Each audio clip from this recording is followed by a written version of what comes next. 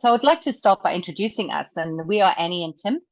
We run a holistic intimacy coaching company, Intimacy Coach International, and we also run Sensual Wellness and Bliss and Relaxation, which is a separate company all to itself, which we do retreats and we do lessons and classes and all those sorts of things with as well. We've been together for 28 years, and Tim's being very quiet here because he's like the tech whiz. So he's got one hand on the mouse and one hand on the ginger cat that has decided to come and sleep by the lighting setup and the cameras set up. And we live in South Africa, so we've just gone into load shedding as well, which is a power cut, but we've got backup batteries and all sorts of interesting things going here. So we've got a whole lighting rig and had to try and get it right with the garden in the background and the window and everything. So we are hoping you are enjoying the view of our garden. But we just wanted to say hi and who we are and what we do, etc., etc. Do you want to introduce yourself there, or did I do it? I think you told them my name is Tim. Yes. Yeah. Yes. So hi, I'm Tim. You don't have to say anything else. For now. Well, we've been together for 28 years, and our journey has taken us through lots and ups and downs. And we have what we now consider to be sacred intimacy, in the sense that we have gone through fear-based programming when it comes to our relationship, and we have moved into sort of awareness and consciousness-based programming, I suppose, when you come to our relationship now. So, all right, let's go to the first screen then and start talking about what we're talking about. Let's get my notes, and I've got my glasses on. So I wanted to start tonight by talking about the three energies of relationship, because when you are in relationship with someone, or even more than one person, friendships are also relationships, as well as being romantic relationships. But tonight we're talking mainly about romantic relationships, intimate relationships that do involve the body, that do involve the somatic approach to the body. And there are three energies in each relationship. There is your full self and your full energy. You are complete all to yourself. There is the energy of your partner, and the two of you can be very different. You do not have to be aligned in every single way. In fact, that's almost impossible within a relationship. And there's a third energy that a lot of people don't talk about, and that's the energy of the actual relationship itself. And so the two of you together create this energy for this relationship by being with one another. And when we realize that there are three energies within this relationship, we can start looking at intimacy in a slightly different way, because sacred intimacy does actually start with being about yourself. So awakening the intimate self is something that we do with a lot of our clients and a lot of our coaches. It's the process of awakening intimacy within yourself. But tonight we're mainly concentrating on the intimacy within relationship.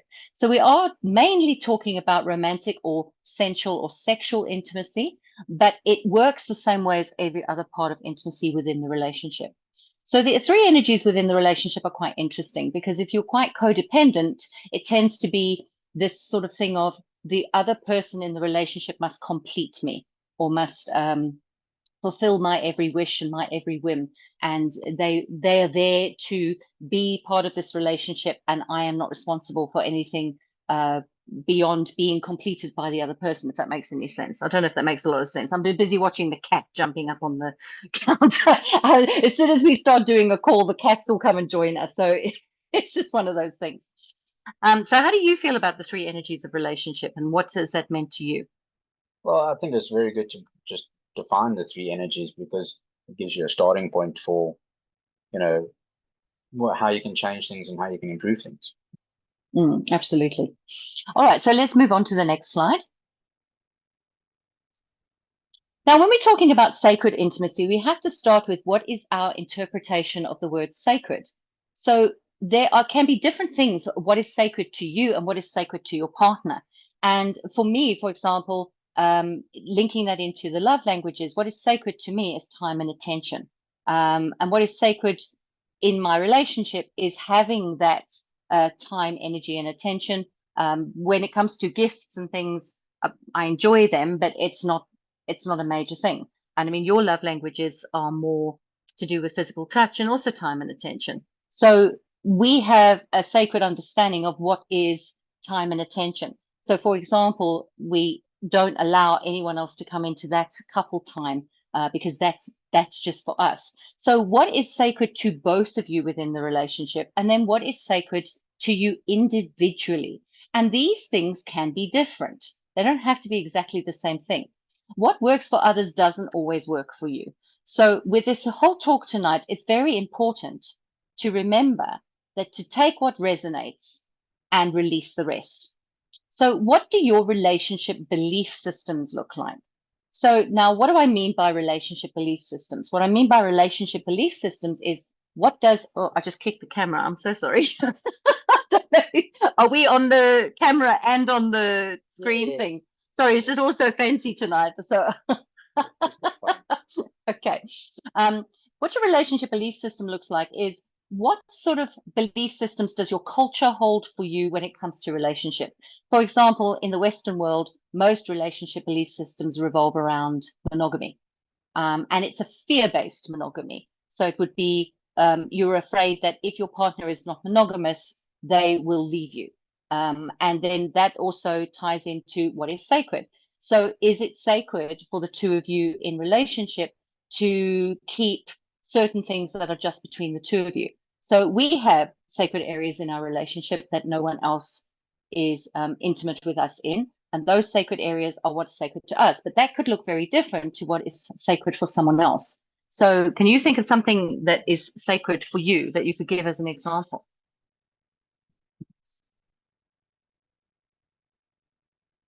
While I'm drinking water.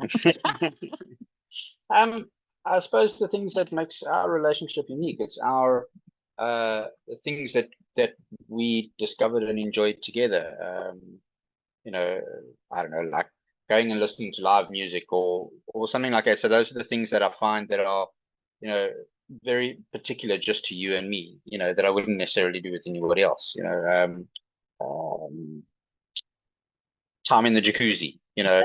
You know, I know it's funny little things, but it's those things that are quite particular to us, and I wouldn't want to go and blur those experiences with anybody else, because, you know, there are those certain instances where things are like that. And then I suppose in our intimate life, as our sexual life as well, is that there are certain routines and things that we do that we've discovered for ourselves, and I think they work so well because they're just between you and me.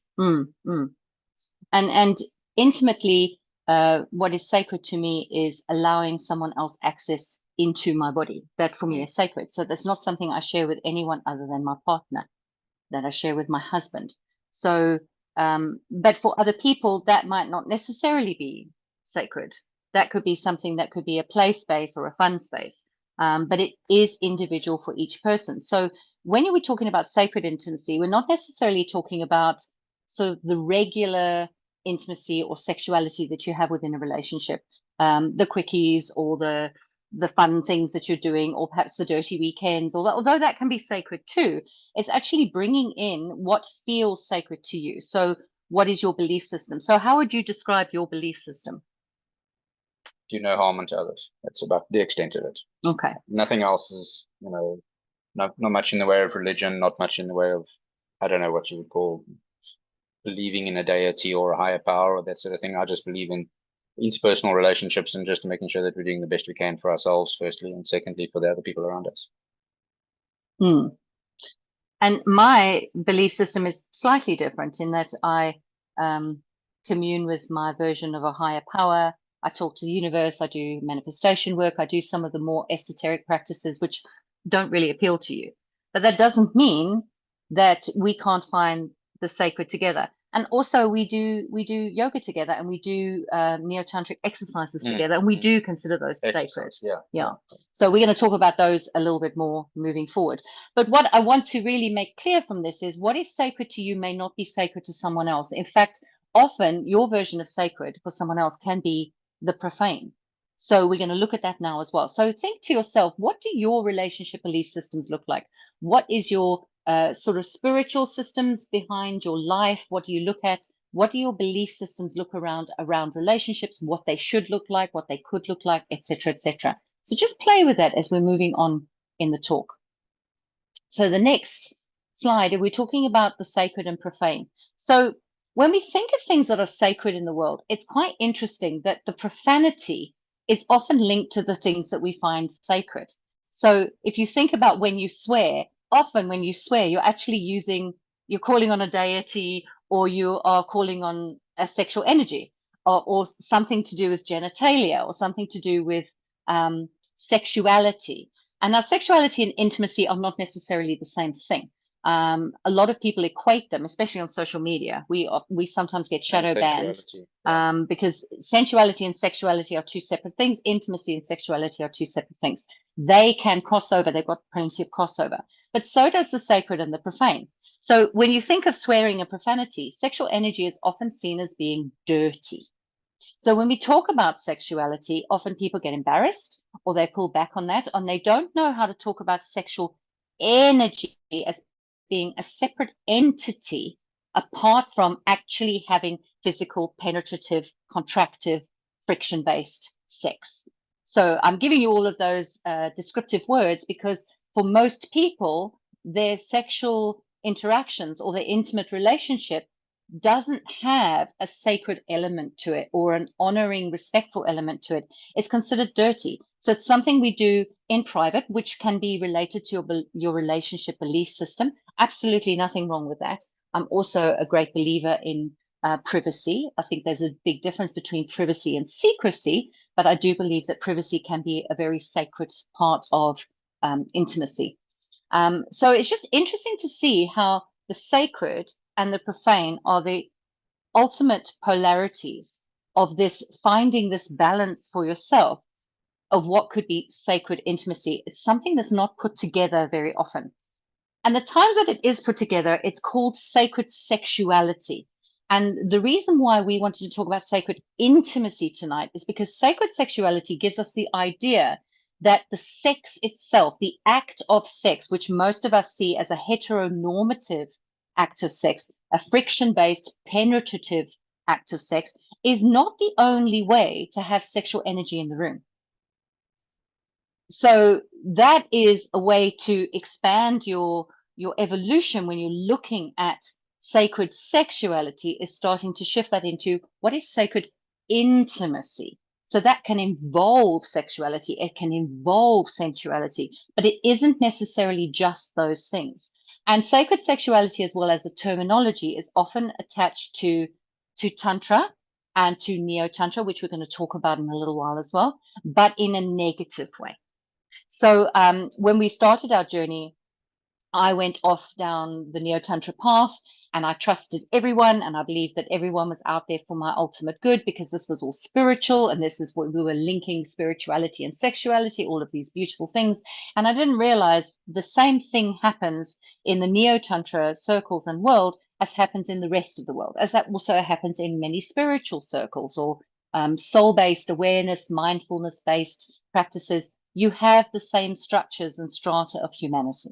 So you have the takers, and you have the narcissists, and you have the psychopaths, and you have interesting parts of humanity that perhaps don't vibe with you completely. So you can't walk into any circumstance and immediately trust everyone just because now it's spiritual, because you have the same denominations and strata of society, no matter where you are, whether you're in a church, whether you're in a temple, whether you are in a neo-tantric retreat, you've got the same sorts of people and characters and dynamics. Yeah, exactly. Do you want to talk on that a little bit? No. Okay. I had something profound that left my head very quickly. Because I was yammering on. So, well, I hope that I'm covering it. We can always come back and chat about these things. I think the most important thing about the sacred and the profane is just that what we're trying to get across about the sacred intimacy, or about Sorry, you've now got a cat walking behind you. Sexuality. You've got 4 cats and they've all come to join us. Sorry, my love. That the sacred intimacy doesn't necessarily involve sex, the actual act of sex. It's the everything that can fit around it that can improve the act of sex, but it doesn't have to be the act of sex. So it can be, all those other, the time you spend together, the exercise you do, the techniques you learn, the space you set up, all that sort of stuff like that. So I think we just got to, just say that this is trying to make more of an experience using sexual energy. Yes, yeah, and I forgot to say that, and it's really important because when you start working with Neo Tantra and everyone hears the word Tantra, immediately it's like, oh, it's tantric sex. We're going to be having sex 4 for hours. 4 hours, and we're going to be like Sting, and we're going to be swinging from the chandeliers or whatever people think tantric sex is. And tantric sex is wonderful, but even Sting said it was what did he say? Something about it was 4 hours of talking and having supper. Yes. And then moving into and 30 seconds of penetration. exactly moving into the sort of act of sex. So it's the most important thing here is to start seeing the difference between sexual energy and sexual awareness in the body. And if you've done any of the sort of esoteric studies, or if you've looked through yoga or some energy work or anything like that, you'll know already how those things are separate, but they dance together. And the sacred and profane also dance together, and they dance differently for everyone, because it may not be profanity for me to swear loudly and use a deity's name. I'm obviously not going to do it now because, I want to hold respect for whoever's on the call and whatever their belief systems may look like. But that might be fine for me. But then if I do that in front of a friend of mine who is deeply Christian and holds Christ consciousness as her belief system, then perhaps that's going to be upsetting for her. So her profane and my profane could look different, and that's okay. So where is your level of sacred and profane, and where do they dance together? So that's what I wanted to discuss with that slide. I think there's a cat now on the mouse. Yeah. We want to be so pro, but then the cat's all around. So you get us as we are. So Neo Tantra is the practices that involve life force energy. And now there's lots of conversations within the tantric circles with everyone argues a lot of the time about who is the real Tantra. So there is a practice called classical Tantra where the sexual side of that is about 13% of the actual sutras and the practices. So in other words, it's like the Tantra is the approach to life and the belief system, and it sometimes involves actually having a shrine to Shiva and Shakti, and talks about the divine feminine, the divine masculine, and it's quite esoteric, and it's sort of on the end of the polarity of approaches to sexuality and sort of holistic and healthy sexuality. Now, Neo Tantra was started by the guru Osho and some other people, and it's more about using the life force energy. And the reason I say life force energy as opposed to sexual energy is, again, going back to the previous point.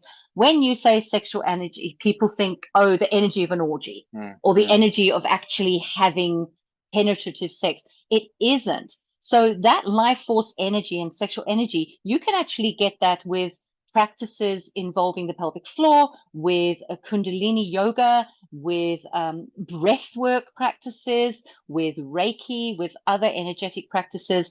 And if the discussion of energy feels a bit like woo-woo and airy-fairy for you, think about this. Have you ever experienced walking into a room where you know someone's angry with you, but they're not necessarily saying anything or doing anything different to what they would normally do, but you can feel their energy? Have you ever felt it when somebody's looking at the back of your head or watching you, when you feel like you're being watched, but you can't see anyone watching you? So how do you know? So some of these things are a simplistic way of starting to understand what energy can look like.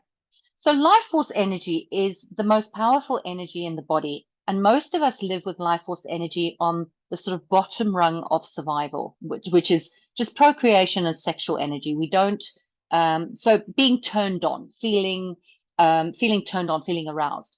So most of us don't move that energy any further up the scale than just feeling turned on. So later on in life, that sometimes can become a little bit of an issue as well, because the hormones start to dip, and that sort of instant eros is a little bit more difficult to access. Libidos start to drop. So having Neo Tantra practices helps you raise that life force energy, which can release more longing for intimacy that can then be made sacred. And sacred intimacy, I do think, can become a big enough picture to include most of your intimate life, but still needs a sort of little separate honoring, a little separate space to do the practices. Well, at least for me, I haven't gotten it completely right with bringing the sacred and profane completely in. It's like sometimes I'm profane and sometimes I'm sacred, and most of the time we walk in the middle path.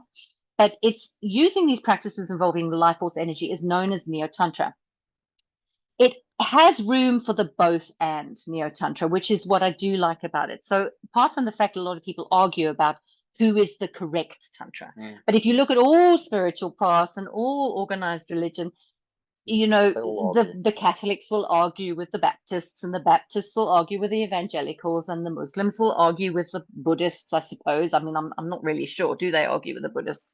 You know, everyone's got their own idea of what the correct path is for their particular belief system.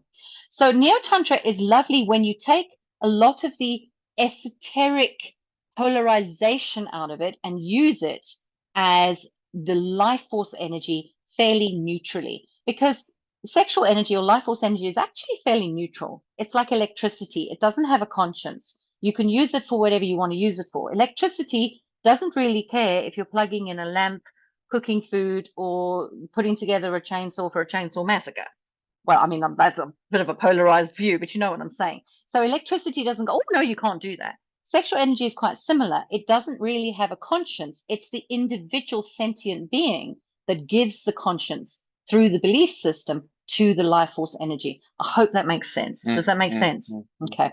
And also the lovely thing about Neo Tantra is it can be designed for individual relationships. So, for example, we have a coach in America who is an evangelical Christian lady, and she holds very staunch evangelical Christian beliefs, but she can teach Neo Tantra this way because it's neutral. So she can make it sacred within the belief system of the people who come to her for help who have the Christian belief system. So the same thing if somebody was Buddhist, you could then approach it with a Buddhist belief system, or you could approach it with a Muslim belief system or a Jewish belief system, because Neo Tantra itself can be done as a neutral practice, as long as the belief systems surrounding relationship and intimacy have space enough to evolve and design within individual relationship. So that's what I wanted to say about Neo Tantra. Do you have anything to add? I think the nice thing about Neo Tantra is that, as you were saying, is just that is being able to change the language depending on the belief system. Yes. So Neo Tantra allows for, and with Tantra, I suppose, as well, but Tantra, I think, is very, specific in the way you do things, whereas Neo Tantra gives you that ability to flow within the polarity between the two. So you can go and pick pieces from this side and pick pieces from that side that are going to work for this relationship, but you can also change the language to fit into the belief system of the particular people. So it can fit it for anyone, So Neo Tantra, comes, I suppose, across as Tantra comes across as a very Eastern philosophy, and I think Neo Tantra is just combining all of the spheres of the globe into something that is approachable and easy to access for everyone. Because there's quite a process in doing the tantric principles and stuff like that. It's a staunch belief. I don't really know much about it from the classical side of it, but I think it is quite particular in the way that you need to practice it and the process you need to follow to do certain things and the belief systems and that sort of stuff. So I think the Neo gives you just that little bit of play space within play space. Yeah. Play space within play space. I like that. Yeah. And it does. And the languaging thing, like you said, is actually very important because people need to feel comfortable. So when we're working with clients and we're teaching, we adapt to their belief system. So we draw the boundaries around the space to be comfortable for the people we're working with, not to be comfortable for us. I mean, obviously, they can't go against our code of conduct or our boundaries either. So we have certain boundaries within session that are also they're hard nose if somebody wants to do something that's not correct for us as coaches or to practice with another couple.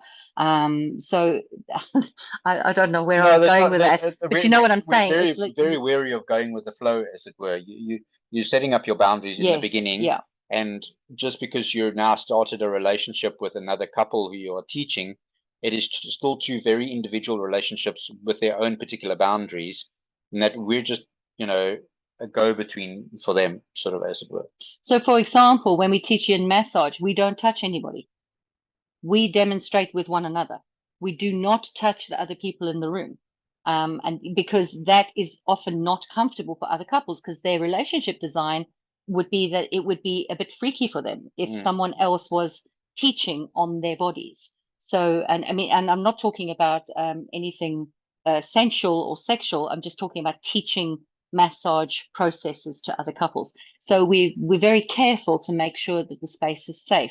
And so Neo Tantra is such a huge umbrella that you have to be quite careful about who you choose to work with, in the sense that a lot of the Tantra beliefs are sort of follow the energy and go where the energy leads you. And that means that everything is a yes and everything is okay. Now, we don't agree with that, because we believe that each relationship must be honored and held sacred within its own relationship structure. So I hope that that also makes sense. My mental ability cannot cope with classical tantra. You know, the fact that you have to just really go where angels fear to tread is a bit much for me mentally. So I'm, you know, to walk in the charnel grounds I and like to to work play with it the dead bodies. a little And, yeah, safer. Thank you.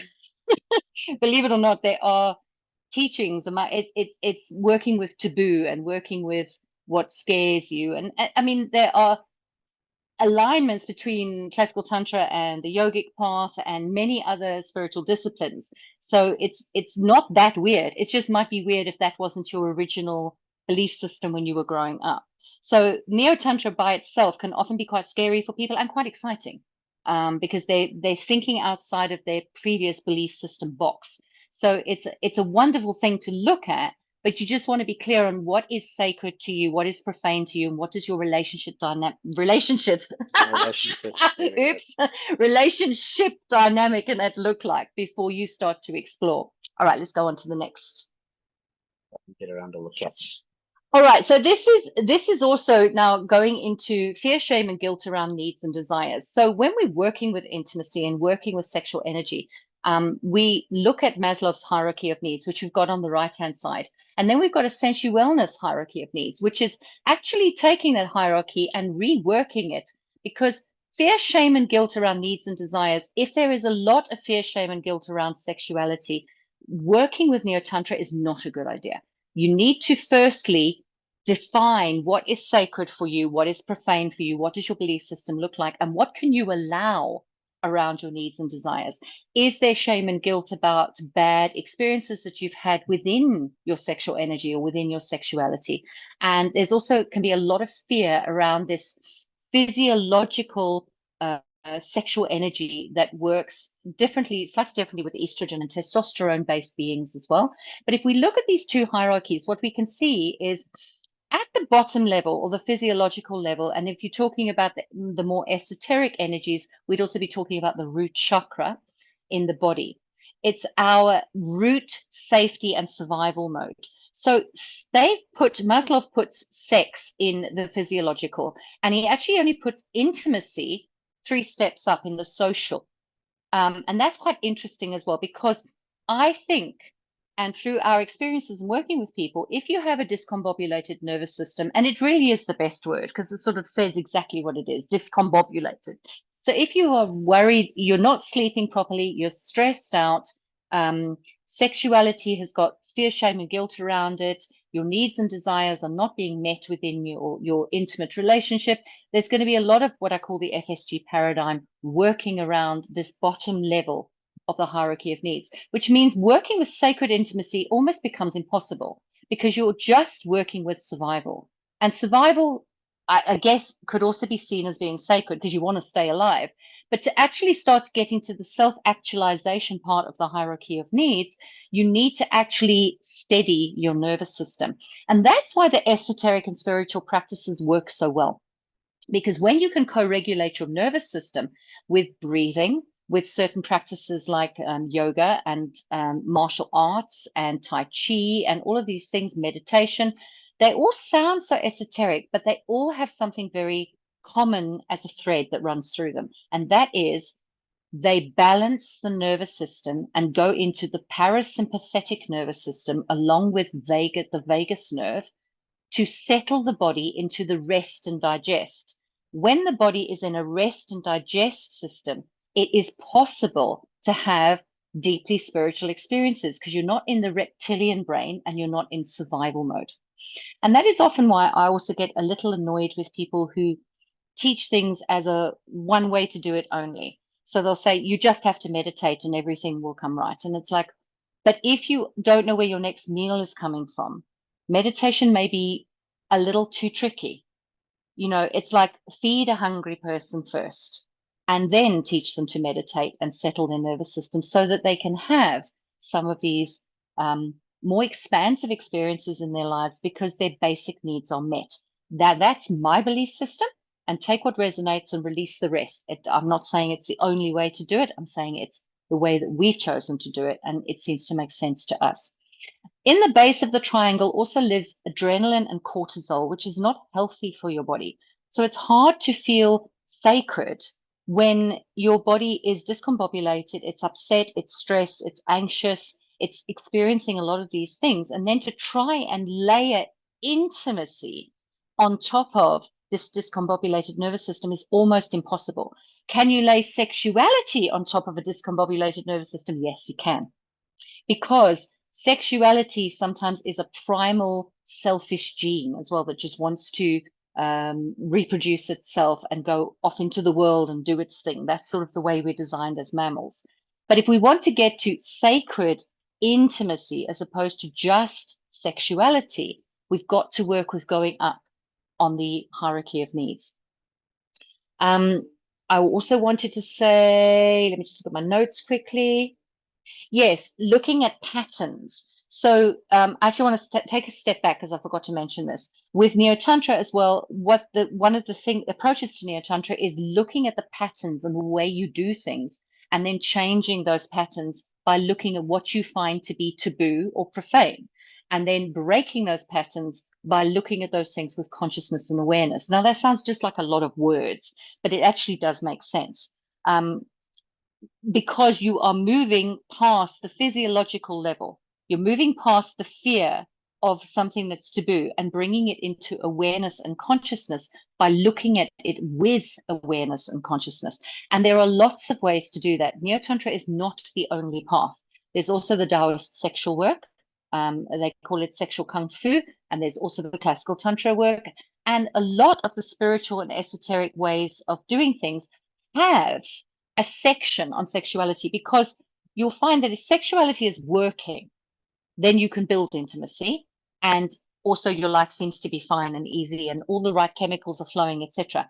But if the sexuality isn't working because you've got this fear, shame, and guilt paradigm, it affects almost every single area of our lives. Just as if you look at the hierarchy of needs, if something is missing from the physiological level, you're not going to be able to build onto that pyramid.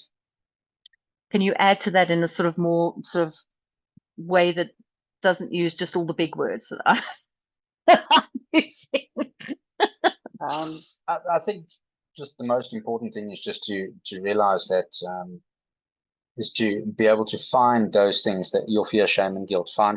Finding someone that you can talk to about that, because often, most people in their lives, they'll never talk about their fear, shame, and guilt, especially around sexuality, and intimacy. And just back to the sort of the nervous system part of it, is that every single religion and every single belief system has a practice of slowing down, of breathing. Getting on your knees and praying in Christianity is the same thing. It's just taking it back to just slowing everything down again. So every single practice, so they all have, there's this commonality amongst all of them that I think is just so magical that we forget that they all at the end of the day have the same tenements to them, I suppose, as it were, but just the language and the way they practice them is just slightly different. So we just choose to do it this way because we find that this resonates with us. But it's the slowing it down. Everything is just slowing it down and just starting from the bottom. There's nothing wrong with starting from the bottom again. Start at the bottom of the hierarchy and you start with the physiological. Deal with that first. Even if as soon as you get to problems with esteem again, go back to the bottom and find out. Deal with the fear, shame, and guilt first. Yeah. And what you said is so true. If you look at all of these different sacred practices around the world when it comes to spiritual practice or religious practice. They're all about relaxing into the parasympathetic nervous system and co-regulating the nervous system. And with sacred intimacy, what you want to do is build upon that foundation of having this regulated or co-regulated nervous system. And you can find that within your relationship, which is slightly different to finding it for yourself.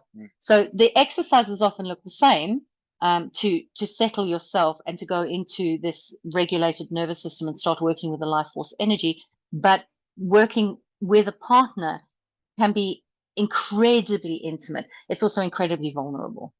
I think it's just also important to just say again that the terminology we use, as in regulating your parasympathetic or regulating your nervous system, is a nice, easy, neutral terminology that appeals to many people. Whereas if we start saying, going and do breath work, go start doing some meditation, go and start do, it starts to become a bit, as you always say, woo-woo. We've got some friends that you cannot speak to them, you cannot talk to them about energy whatsoever. There's no such thing as energy. It's logical. It's the body is doing this. That's the way it works. There's no such thing. So we've got to come up with terminology that is safe from the word go. So, we do talk a lot about fairly, not scientific terms, but I think fairly neutral terms, but they do in effect mean other things, as in meditation, breathing, that sort of stuff like that. But it's nice to create a base level that is comfortable for everyone. Yeah. And having that neutral language is so important, which is why we also developed the wheel of intimacy, which is actually on the next slide.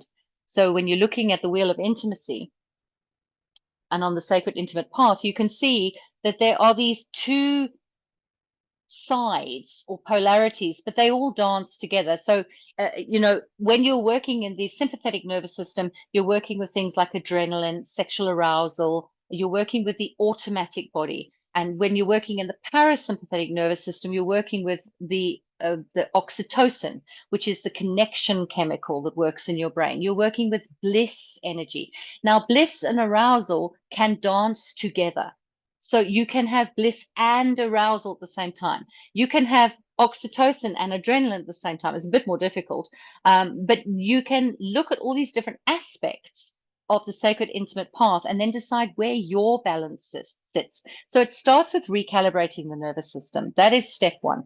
And that is, generally speaking, quite easy to do. Sorry, I'm busy fighting with a cat, so let's just put him over there.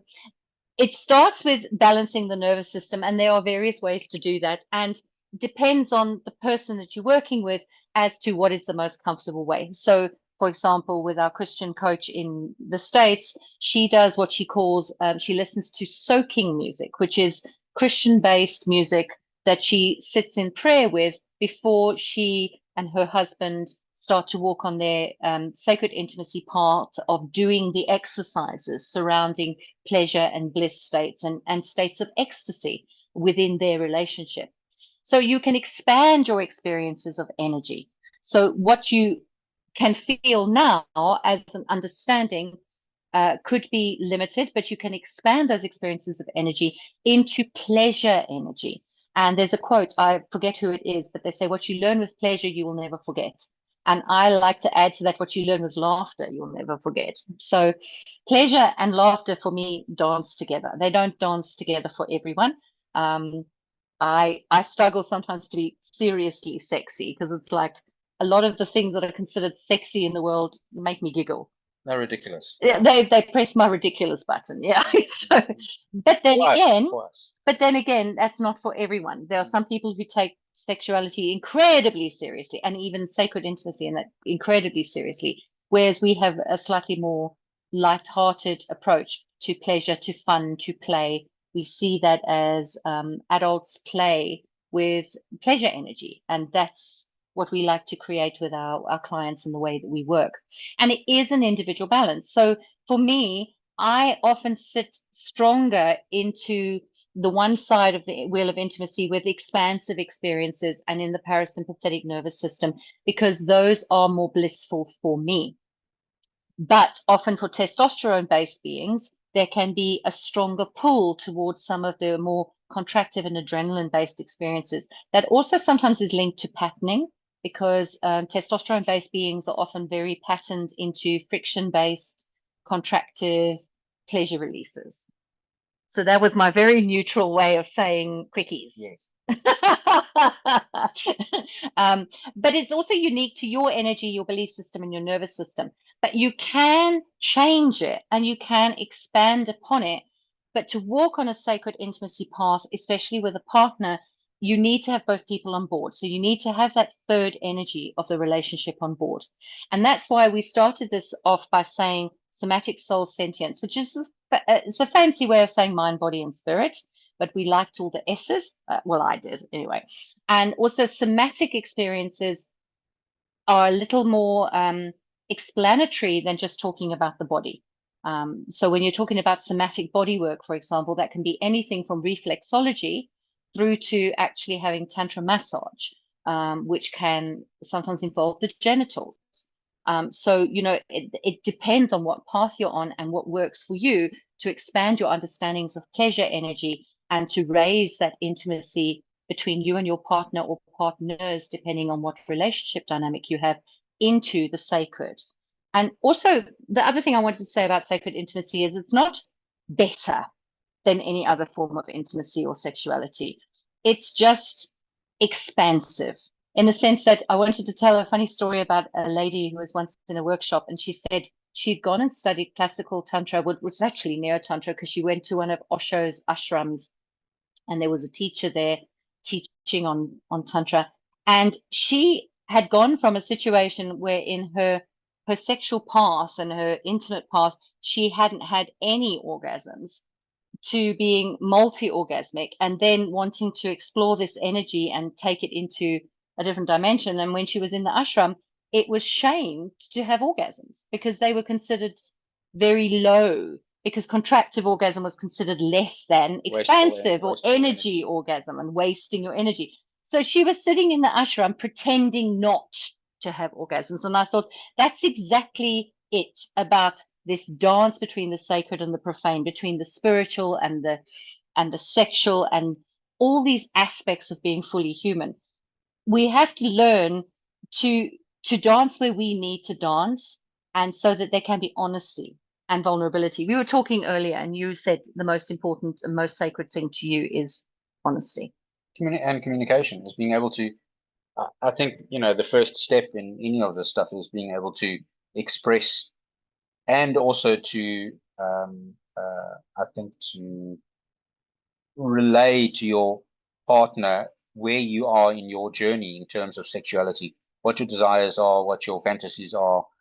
So the most intimate thing, I think, is being able to talk honestly without judgment with your partner about the things that you would like to try and or like to do or not do, or the things that you don't like and the things that you do like. So that, for me, I think, is the basis of sacred intimacy, is that there is a definite magic in being able to talk openly and honestly with my partner about what I really like, and and what we'd like to try, or how we're feeling about something, or what we experienced by ourselves, or that sort of stuff like that.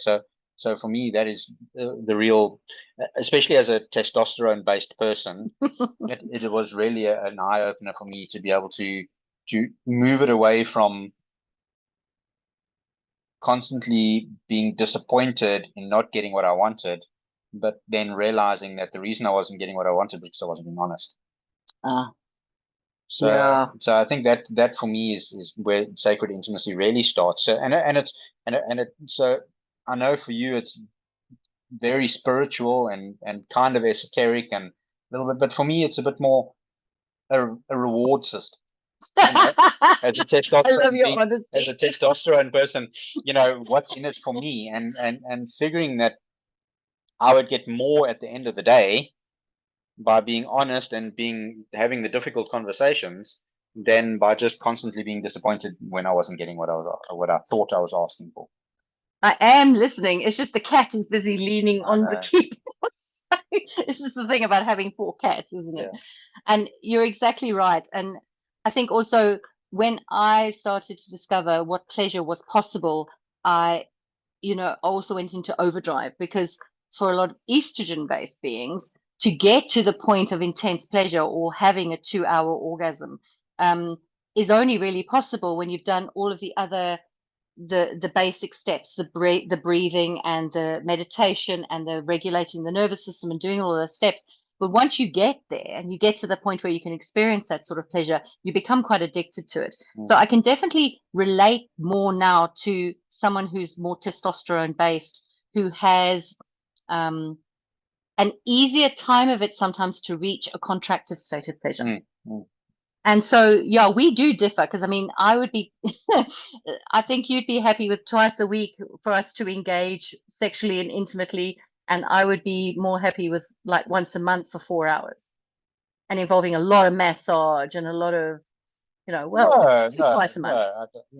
I think I'm happy with both. So it's also. Yeah, you just stayed like that. So there's a time and a place for a quickie. And it definitely satisfies the need, but then there's also something really beautiful about a couple of hours session that and it's not hours of sex, it's of time together. And it's what I say again, is that it's the talking about the things, it's the discussing things, it's the experiencing things, is that and sometimes I do roll my eyes and I go, oh my god, I just want a quickie, and you want to have back tickles first, and I'm going, okay, I can't do this today. But on the other hand, when you have the bigger, as you say, more expansive experiences, you sort of go, but I'm not really after the little short quickies anymore. But there is a time and a place for those too. So, and the cat has changed the slide. Oh, did she? Yeah. The cat changed the slide. Okay, well, that's great. We're coming into something other. Oh, no, she's done it again. Hang on. Go back. So go one more forward. So to summarize what we've been chatting about tonight. We're about to run out of time, so the cat is pushing us along. So to summarize what we've had today, sorry, I just lost my train of thought. What we've had this evening is the somatic, the soul, and the sentience. So the somatic is the nervous system co-regulation, the physical practices of Neo Tantra, and health. So things like, if you want to have sacred intimacy, but you've got a problem with your prostate, or you're having a problem with erectile dysfunction, you have to have that checked by a medical doctor first. So the somatic is the body-based stuff. The soul is your belief systems. What is sacred to you and what is your lived experiences? I've had a couple of lived experiences that go beyond any logical explanation. So, but nobody can take those away from me. Those are my lived experiences of soul. So those are the things that also can be included into your sacred intimate life. And then sentience, understanding the patterns, understanding a little bit about your own psychology, your cognitive ability, and your level of awareness and mindfulness. This is all part of what the work or the things that we allocate to the brain to do in service. When we stick to only one methodology here, if we're sticking to only the somatic, but we're not including the soul and the sentience, we might run into problems with belief systems. We might run into problems with patterns. We might run into problems with fear, shame, and guilt. If we're doing it all in our head, we understand everything, but we are not doing anything through the body. Again, there's a chance we're going to run into issues because we're not including all three. We're not doing mind, body, and soul. We're not doing somatic, soul, and sentience. So that's what we wanted to look at tonight and discuss, was just how to start achieving this different level of intimacy. It's not better, although sometimes it can feel absolutely amazing and you can get quite addicted to it. It's just expansion. It's just going sideways on your intimate journey and giving you more experiences to have in the full human experience.